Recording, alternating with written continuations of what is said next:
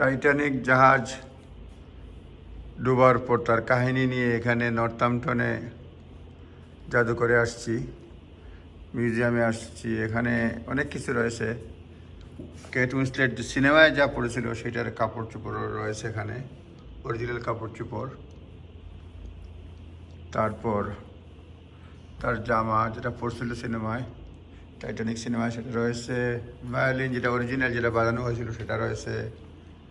অনেক কিছু দেখার মতো ইন্টারেস্টিং। এখানে রয়েছে যে যারা মারা গেছে তাদের তালিকা, যারা ফার্স্ট ক্লাস প্যাসেঞ্জার ছিল বা অন্যান্য টিকিট মানে ক্লাসের টিকিট ছিল, ইঞ্জিন ক্রুদের নাম রয়েছে, রিকভারি এফোর্ট রয়েছে, পত্রিকার হেডলাইন রয়েছে। এটা হচ্ছে গিয়ে স্টোরি, দি great white star liner Titanic. এটা হচ্ছে গিয়ে largest liner in the world at the time. সবচেয়ে বড় লাইনার ছিল। প্রথম ভয়েস এই সাউথহ্যাম্পটন থেকে নিউ ইয়র্ক রওনা ছিল। আইসবার্গের সঙ্গে ধাক্কা খেয়ে, বরফের সঙ্গে ধাক্কা খেয়ে 600 মাইল ফ্রম ল্যান্ড সাঙ্ক।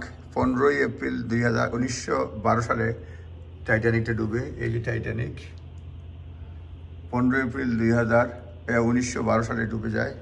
এখানে তার লাইফ বোট, নেম প্লেট, অনেক কিছু রয়েছে দেখার মতো। এটা museum.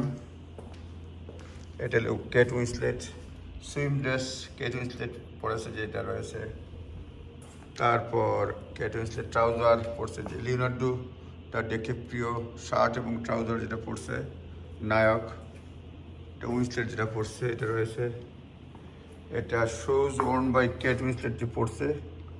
Many will remember the famous scene from the film Kate Winslet Rose, stand with Leonardo DiCaprio, Jack at the bow and they were flying. এটা পড়ছে সিনেমায়, এটা রয়েছে। তারপর slippers worn by Kate Winslet, এটা রয়েছে সিনেমায়।